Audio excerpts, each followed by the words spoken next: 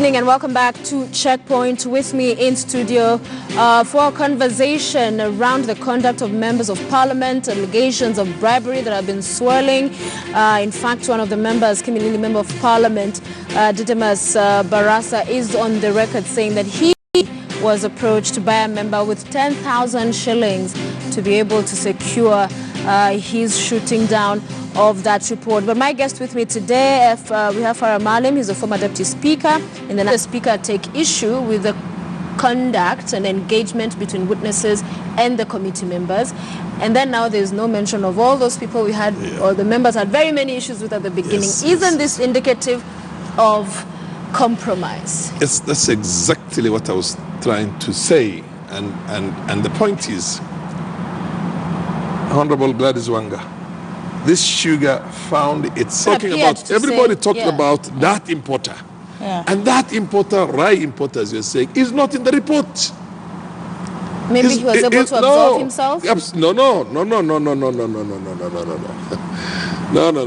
You know, we have a saying in our language that officers would be there opening up those warehouses and bringing out that sugar.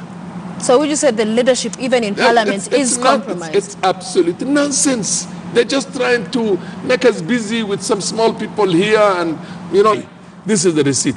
You don't go to write. Those allegations you're making that have not been substantiated. They are facts. They are there. The committee saw it. Well, the committee, Gladys will tell you. Again, the call the MPs who have been mentioned in the BRIBERY Act over the sugar report. And this is not the first time, Madam Karua, we're hearing about bribery. There are many ways. If one is not recalled, then members, Kenyans can start voting. People who have a proven track record, from investigating those who brought in bulk a lot of sugar. Nothing stops other government agencies. Have to get all the senior people who dealt with this matter taking responsibility. If we find the sugar was contaminated and any of them was covering up, they should be held to account. If a parliamentary committee has outlived it, people will hear and we will get to the bottom of the matter. But besides that, let the investigators, let the office of the DPP deal with those who are culpable. All right. Honorable Wanga, you sit now in the House with these members, and the disappointment to investigate is in the Constitution, so I think taking it away is not on the table. But I want to agree that, you know, the sugar matter, this is not the first parliament investigating it. In the 11th parliament, when the sugar matter came up, members of parliament ended up at the Ethics and Anti-Corruption Commission recording statements over the same matters of compromise and so on. And I remember the Committee of Agriculture then, you know, members were throwing accusatory, you know, statements to each other as to who had done what. And that was the end of that sugar issue. But then they, you know, it's now defeated.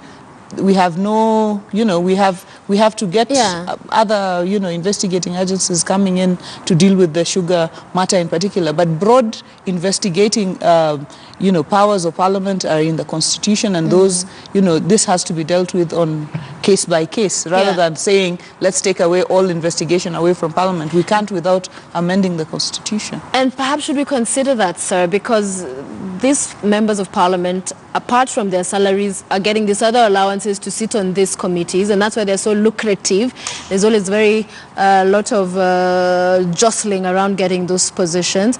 But also that sitting in committees, Sophia, let me just clarify. Sitting in committees is not lucrative, because the allowance to sit in a committee is 5,000 shillings. So it's not, there's no lucrative in terms of allowances to sit in committees. But so I think to influence even as we handle and when matters appear before them. But even as we handle this particular issue, which is unfortunate, I think there should not be blanket condemnation. Is it blanket condemnation, or is this one Look, bad? And I'm sure Martha knows these things. The media doesn't ask the right question. Parliament goes around things because there's corruption everywhere. Executive is full of corruption. Do you want to get the person who brought all these things and get to the bottom of these things?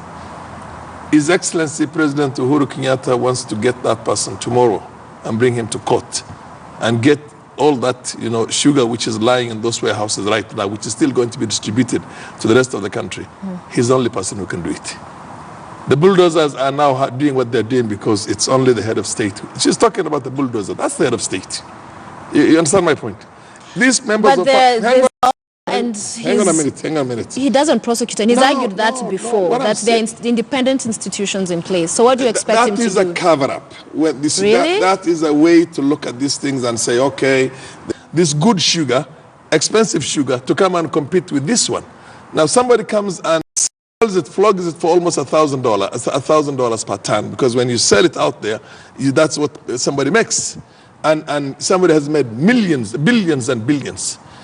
And that sugar is out there. And what we're doing right now is that we are running after what you call distributors, we are running after retailers, we are saying all the ones who have imported these things. It's a nonsense. It's only one big importer who brought that sugar into the country. In fairness, you are then being like those who have made allegations substantiated, because to say that... substantiated. By who, where?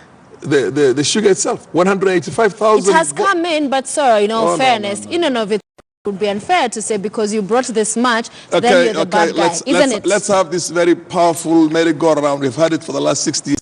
We got independence. I don't know how many years now. Let's go back to topic. I don't want us to canvas. Or 55 years. I'm telling you. Yeah. Everybody plays around that. Our DNA has become corruption. And the moment it gets up there, somebody big and everybody else now looks for small people to sacrifice. All right. And to go and run after what they call distributors, retailers, and all that. Sometimes put it in the name of a community. Say this community, that community. Okay. You see what I mean? Yeah. Some of them even say that it's coming through the porous of Kismayu. Nonsense. All right. We know it. It's there. The port knows.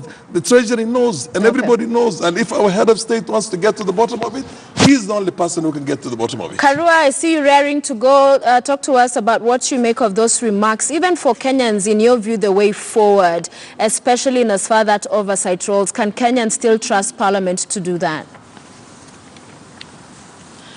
I think we cannot leave the sugar matter to Parliament. They have tried, they have failed. What we are saying is that we need to see more outside Parliament. Even when Parliament investigates a matter, it doesn't mean that other agencies cannot. And for this particular investigation, because it looks like the big importers are wielding a lot of power, it will require a lot of political will. I may not agree entirely with what Honorable Farah is saying, but I want to agree with him as far as political will goes. This matter has become so slippery, it is so big, it requires the support of the highest office. It requires the support of that office to sweep cabinet. It requires the support of that office to get other arms of government moving without stopping. And we need to know, those big importers, the rice and the rest, is the sugar in their warehouse safe? It's not enough to see them appear in Parliament. We need to know whether that sugar imported by all those individuals is safe for human consumption. Because this is a matter involving our health and our wealth, it needs to be done urgently. But I don't want to lay blame. I say this needs the support of the President. All right. Many thanks, Madam Karua. Your final thoughts, because clearly it is a house in which you sit that's on the spotlight, and a lot of Kenyans feeling disappointed and let down. Yeah, I think the house is a legislative body. Let her finish then. Body, yes. Let her finish, and then we come to your final thoughts. Yeah, what I wanted to say is it's unfortunate what we have seen. Oh, okay. Okay.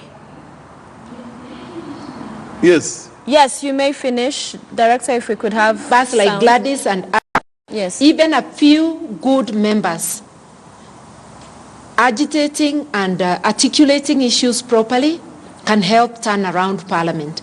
To the few who have come clean and who are helping articulate issues concerning Kenyans, I want to urge them on and to say, I don't think we've reached a point where we can say we want to abolish Parliament. So Parliament, redeem yourself.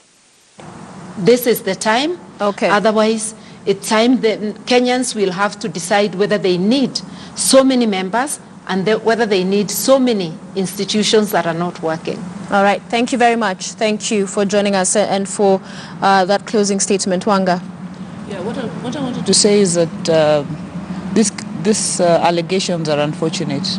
And what I'd like to agree with the Speaker on is members who actually saw the bribery or who have said they tried to get bribed should report that with the Privileges Committee. But chances are but members investigating themselves or even reporting to the EFCC.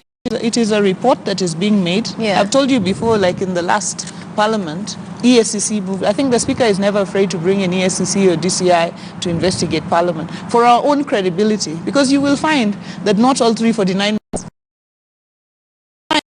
that just a small section did. So I think many members of Parliament want these investigations to take place so that, if right now, if I just walk out of here and meet someone... If they wanted, that report would have stood at least with amendments that would see justice, isn't it? It is true. Yeah, but so a majority appeared. But if you look at the numbers that were in Parliament also, there were not that many on that day. But if I walk out here right now, people are asking, can you give me part of the 10,000 that you got? So for us to all clean out our names on this matter, that investigation and thorough investigation is necessary. So that any members involved in this bribery are prosecuted, so that we don't have this thing hanging over our heads the whole time, for all members of Parliament. Maalim, we have a minute, please. Yes, I hate to be in a situation in which all the time we are looking for symptoms, we're looking for peripheral.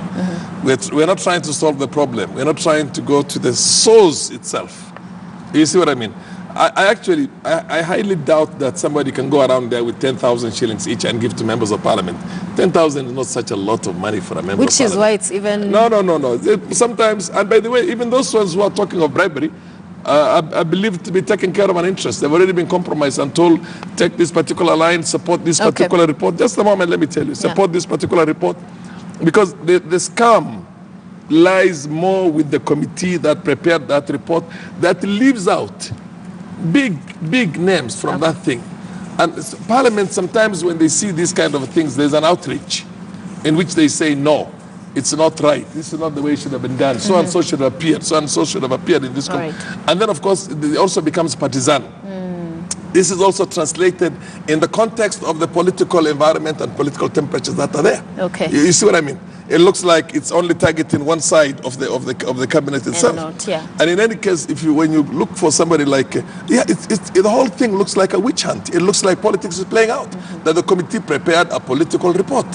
So there is an outrage on the other side. So my position is, don't leave a chance to this. Don't condemn this. Don't condemn that. Use the executive machinery, the CID, to go and get to the bottom of these things and bring people to book. Thank you very much, sir. Thank you very much. Martha Karua, thank you as well for being with us live all the way from Runda. She's a Nat Kenya party leader, also a former member of Parliament. Farah Maalim, former Deputy Speaker in the National Assembly, the 10th Parliament, and Honorable Gladys Wanga, who's a woman representative, Homa Bay County. And thank you for watching. Stay with us. We're taking a break. My colleague Robinson Okenya is coming right up with sports news, and we'll have you back towards the end of the show. Please stay with KTN News.